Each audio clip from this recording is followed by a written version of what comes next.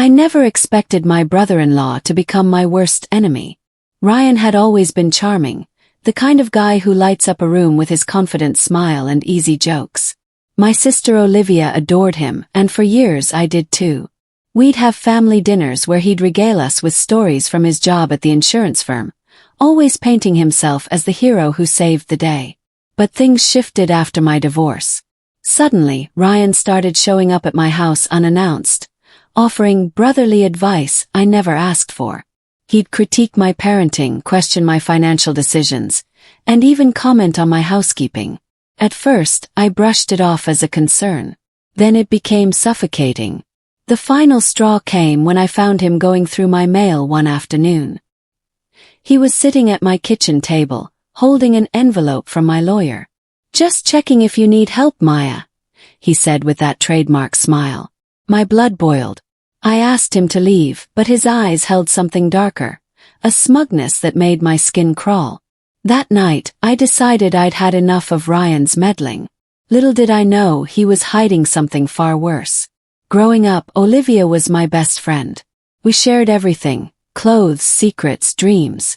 When she met Ryan at a charity gala 7 years ago, I was genuinely happy for her. He seemed perfect, successful, attentive, charming.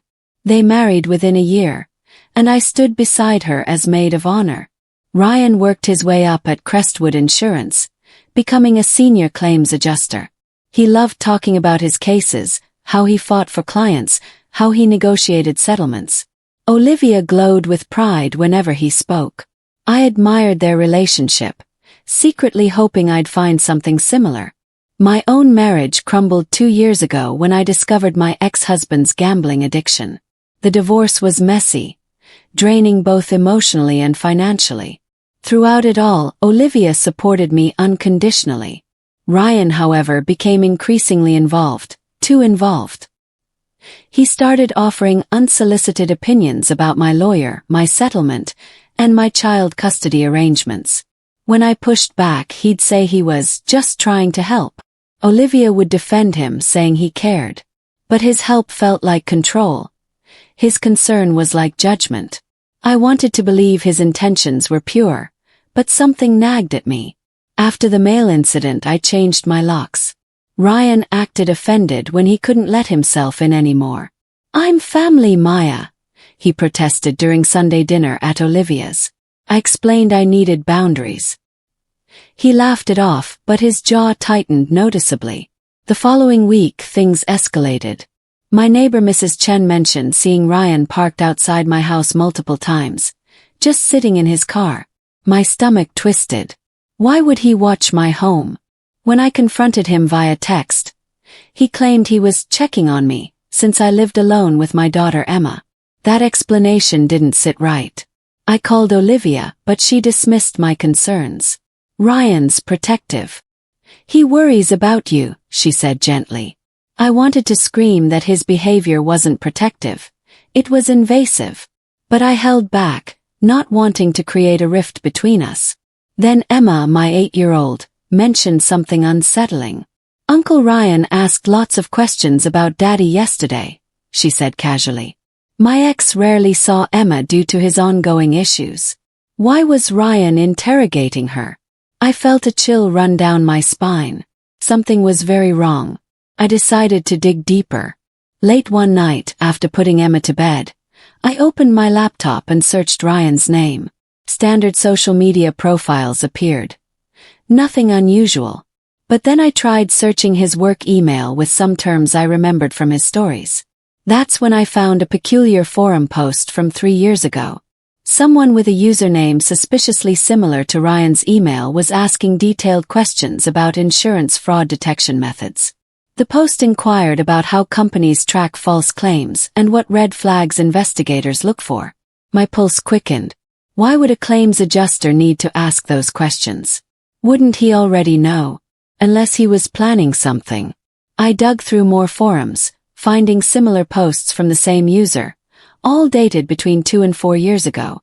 They discussed loopholes in policies, ways to inflate claim values, and techniques for forging documentation. Each post was carefully worded, hypothetical, but the pattern was clear. I sat back, my mind racing. Was Ryan researching fraud for legitimate work reasons? Or was he planning to commit it himself? I needed proof before making accusations. The next morning I called my friend Derek, who worked in corporate investigations. Over coffee, I explained my suspicions without naming Ryan directly. Derek listened carefully, then said something that made my blood run cold. Insurance fraud is more common than people think, especially among employees who understand the system. He explained how some adjusters manipulate claims, creating fake documentation or inflating damages. They know exactly what triggers audits and what doesn't, Derek said. The smart ones fly under the radar for years. I showed him the forum posts. He studied them, nodding slowly. This person definitely knows the industry. If you suspect someone, you'd need concrete evidence. Financial records, communications, actual fraudulent claims. He paused. Why are you asking, Maya? I deflected, saying I was researching for a potential article. Derek looked skeptical but didn't push. As I left, he handed me his card. If this becomes serious, call me. Don't investigate alone. Walking to my car, I felt a strange mixture of fear and determination. If Ryan was involved in something illegal, I needed to know, for Olivia's sake. That weekend, I drove past Ryan and Olivia's house. It was a beautiful property. 2 stories, immaculate landscaping, expensive cars in the driveway. On Ryan's salary alone, even a good one, this seemed excessive. Olivia worked part-time as a yoga instructor, which didn't account for their lifestyle. I remembered Ryan mentioning investments, saying he had a knack for picking winners. But what if his extra income came from somewhere darker? My suspicions grew heavier. During Sunday dinner, I observed more carefully. Ryan dominated conversations, steering topics away whenever Olivia mentioned finances. When she casually said they were planning a renovation, he quickly changed the subject to Emma's school. His discomfort was palpable. Later, while helping Olivia in the kitchen, I gently asked about their finances. Are things good with you guys? She smiled brightly. Really good. Ryan's been getting excellent bonuses lately. Bonuses, or something else. I wanted to warn her, but without evidence, I'd only sound paranoid or jealous. I needed something concrete. As I hugged Olivia goodbye, Ryan's eyes met mine across the room. For a split second, I saw the calculation behind his smile. My opportunity came unexpectedly. Olivia called, asking if I could house sit for a weekend while they visited Ryan's mother upstate. I agreed immediately, my mind already racing with possibilities. This was my chance to search for evidence. The morning they left, I waved them off with Emma beside me. Once their car disappeared, I took a deep breath. I wasn't proud of what I was about to do, but if Ryan was hiding something, Olivia deserved to know. I started in Ryan's home office, a room Olivia rarely entered. His desk was organized, folders labeled by year, a locked drawer, a filing cabinet. I searched for the key, finding it taped under his desk drawer. Classic hiding spot. Inside the locked drawer were USB drives, each labeled with cryptic codes. I plugged one into my laptop. My hands trembled as files loaded. Spreadsheets appeared, listing names, dates, claim numbers, and amounts. Some entries were highlighted in red with notes like processed or cleared. My heart was hammered. These weren't normal work files. They looked like records of fraudulent claims. I photographed everything with my phone, my hands shaking so badly I had to steady them. I spent hours documenting everything. The spreadsheets revealed a pattern. Dozens of claims over 3 years, each processed by Ryan, each involving inflated amounts.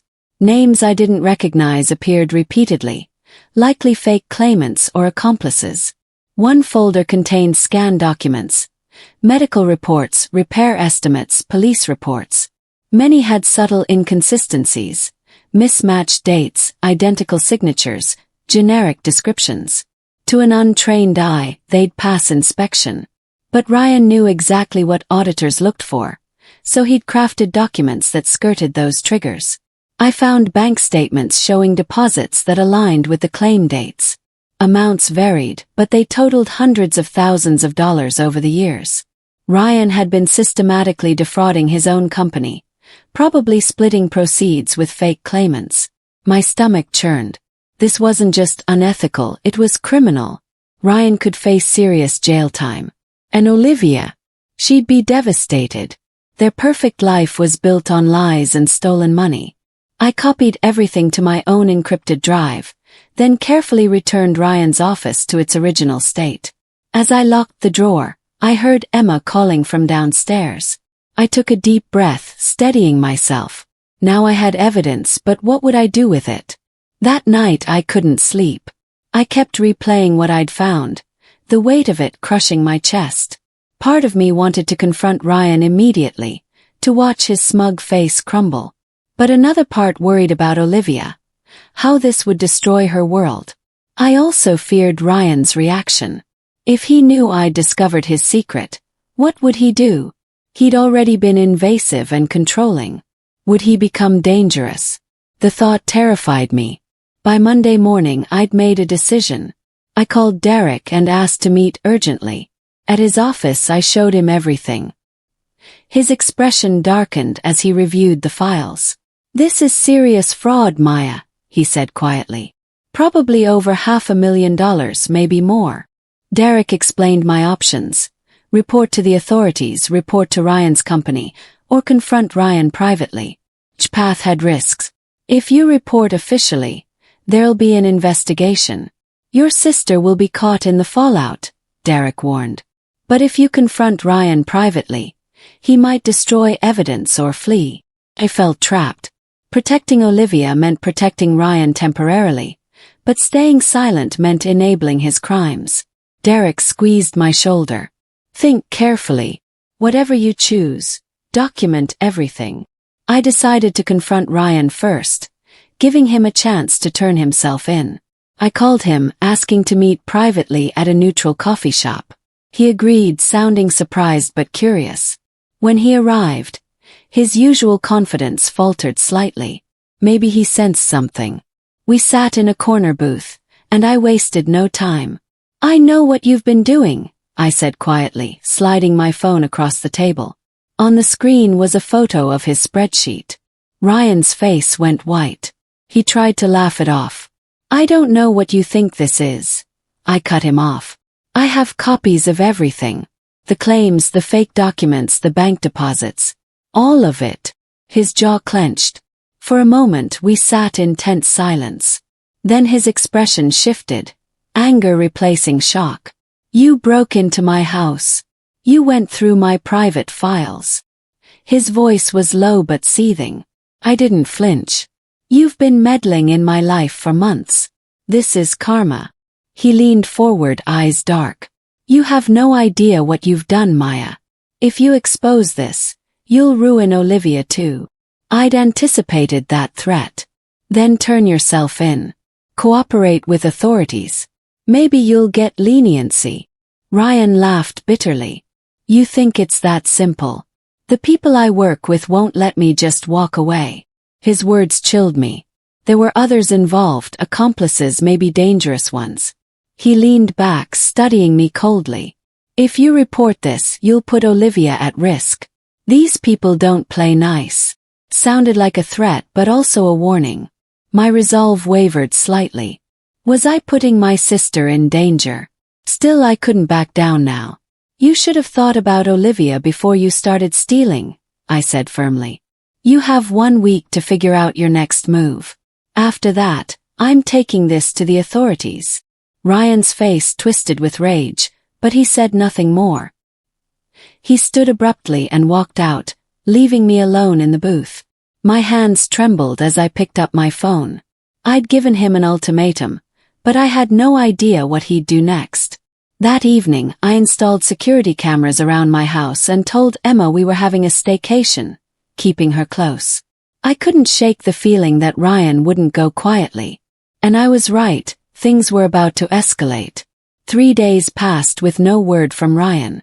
I didn't tell Olivia yet, hoping he'd come to his senses.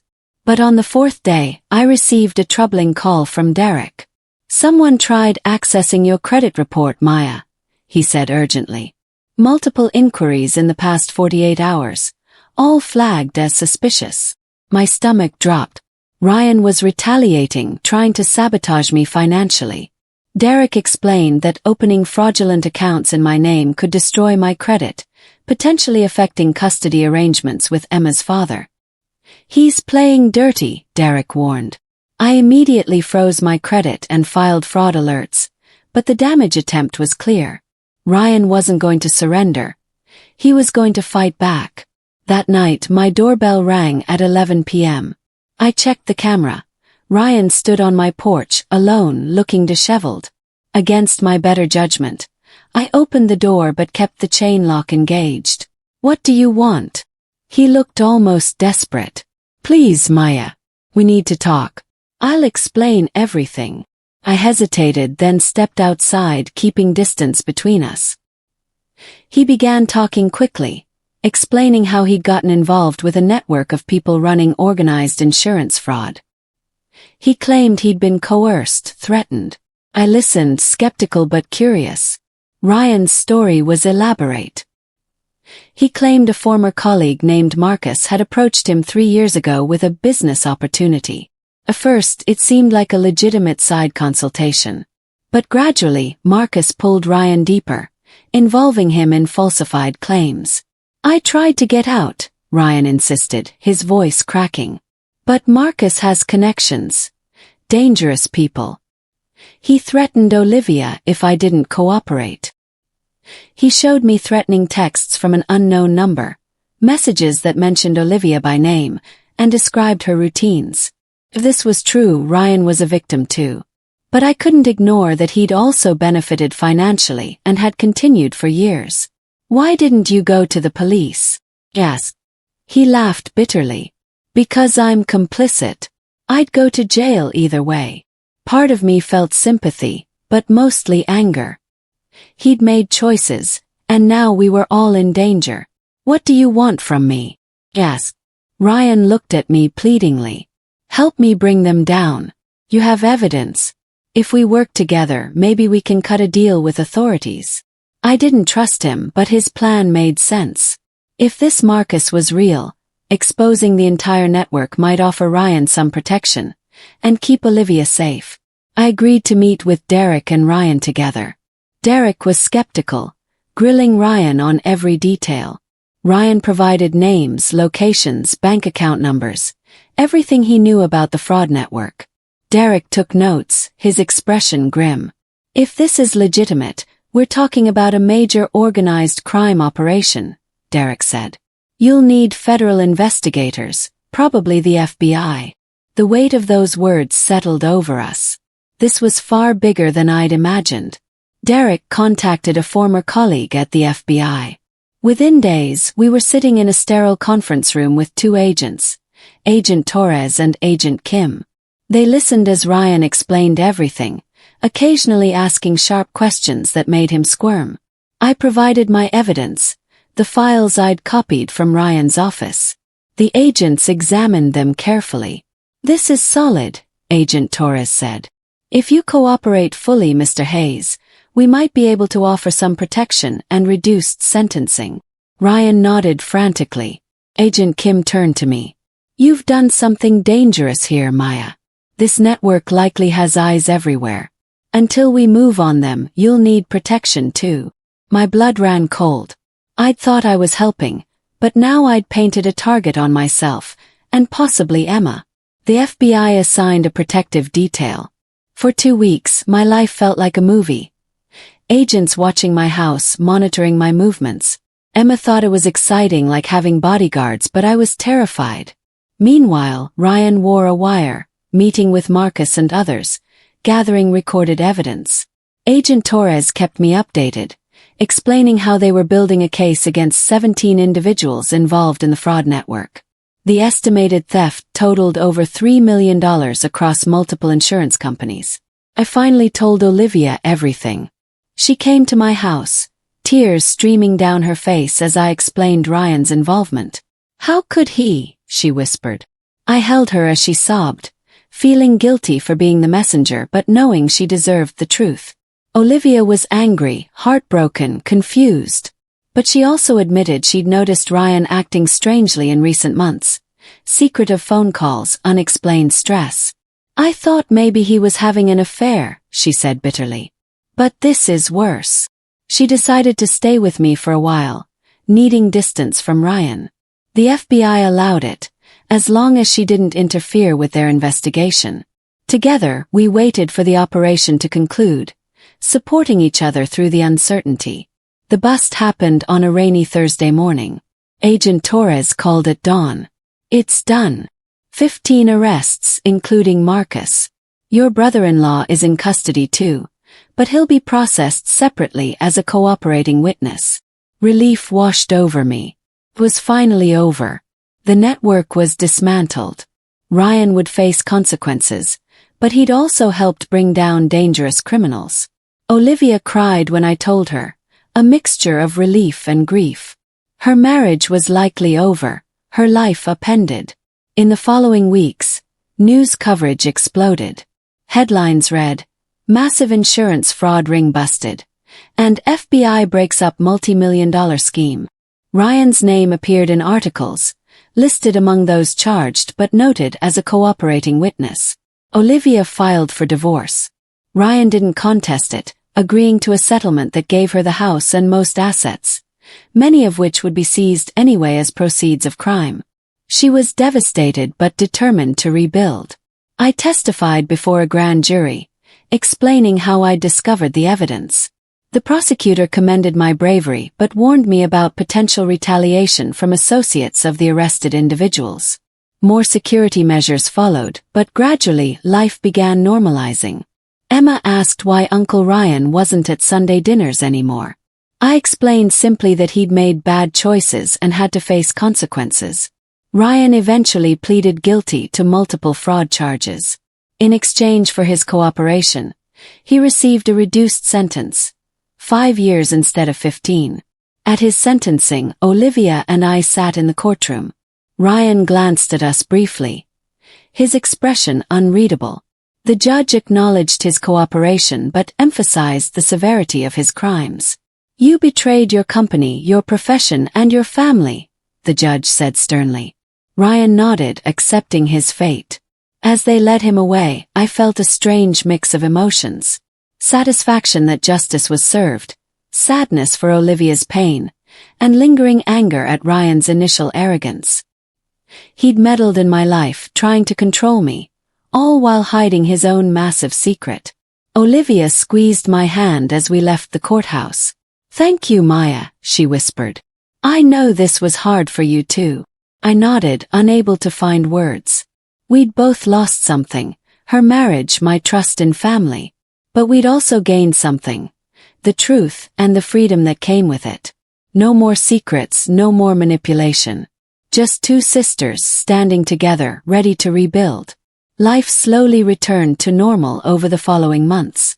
The FBI closed their investigation, though they warned that some network members remained at large. I kept my security system active just in case. Emma adjusted well, focusing on school and friends. She stopped asking about Ryan, accepting that sometimes people make mistakes that change everything. Olivia enrolled in counseling, working through her grief and anger.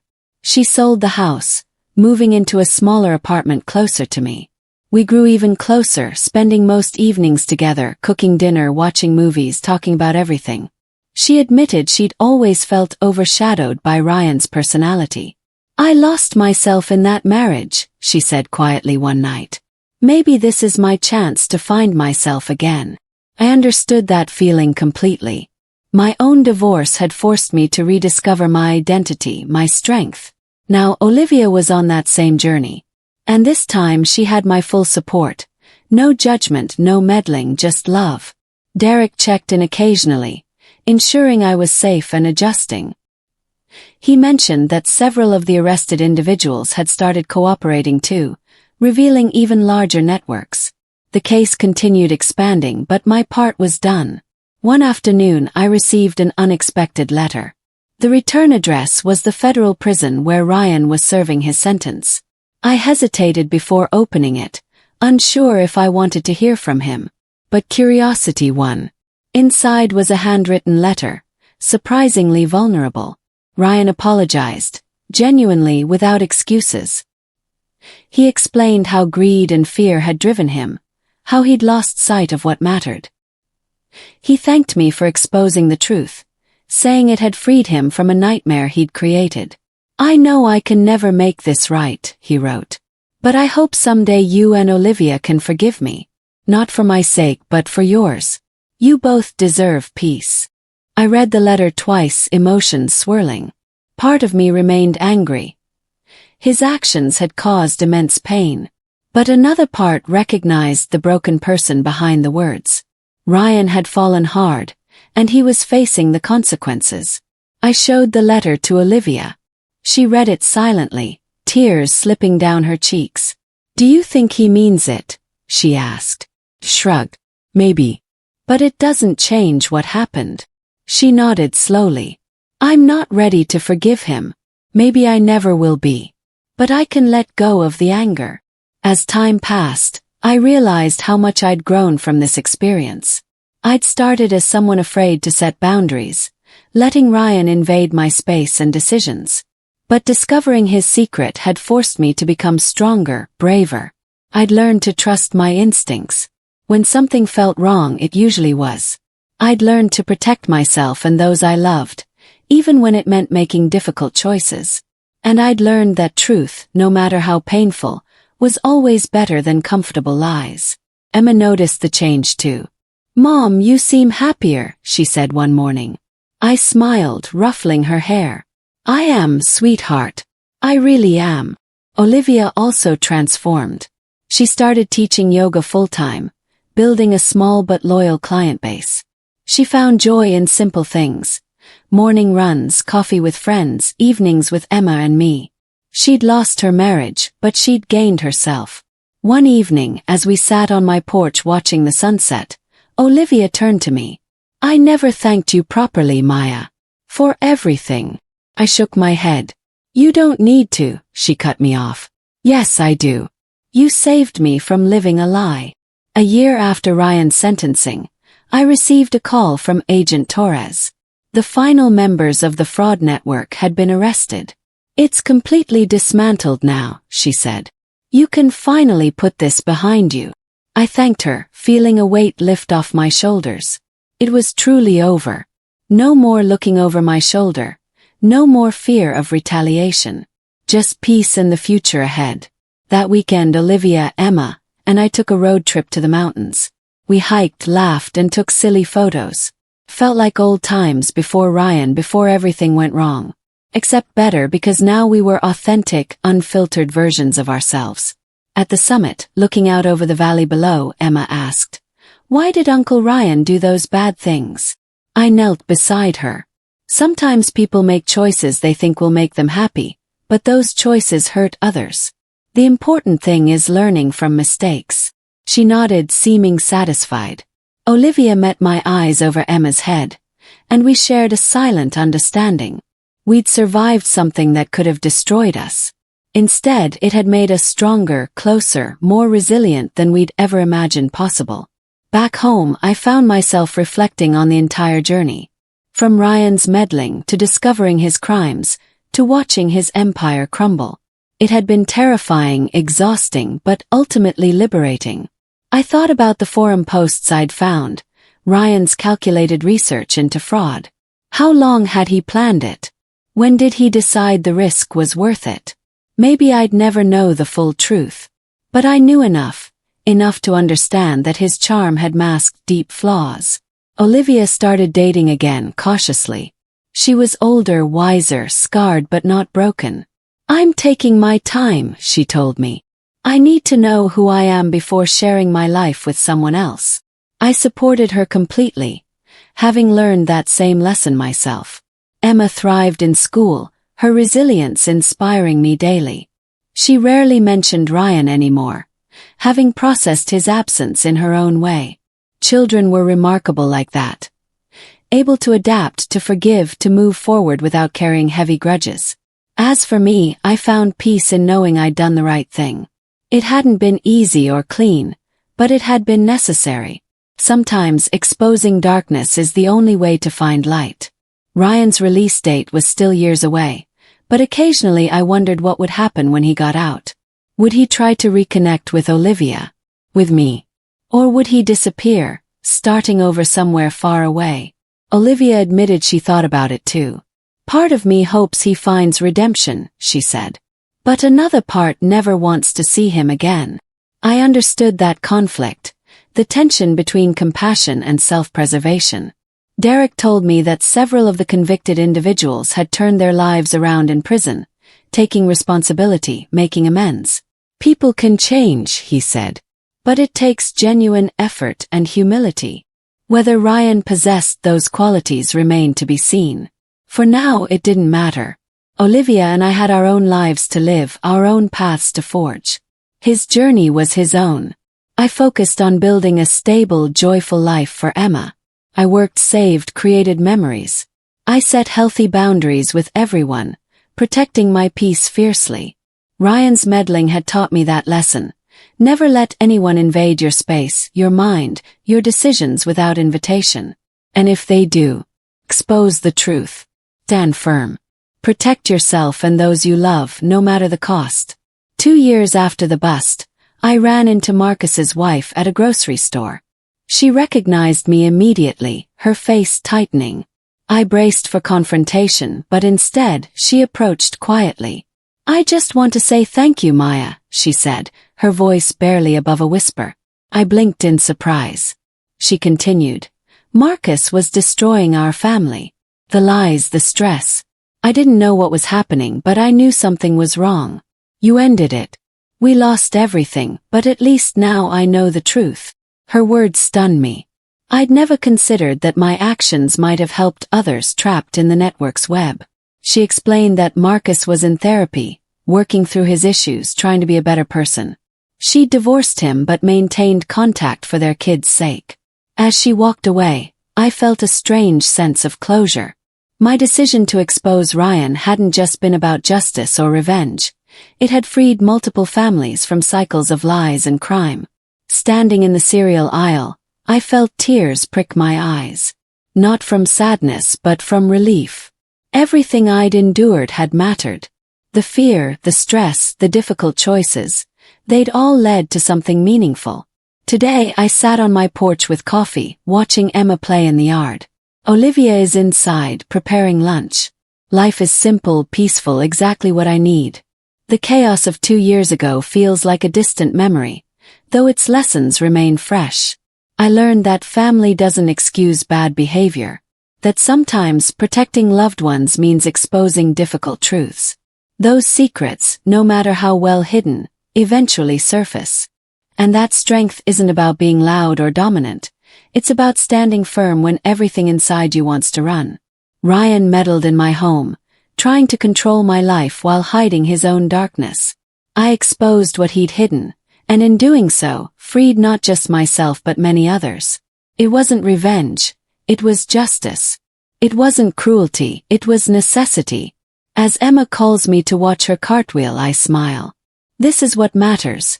These quiet moments of joy, the laughter of my daughter, the companionship of my sister. Not power games or secrets or manipulation. Ryan tried to make me feel small. Instead, he taught me how strong I really was. And for that unexpected lesson, I'm almost grateful. Almost. Because while I've moved forward, I'll never forget what he did, or the price he ultimately paid for it.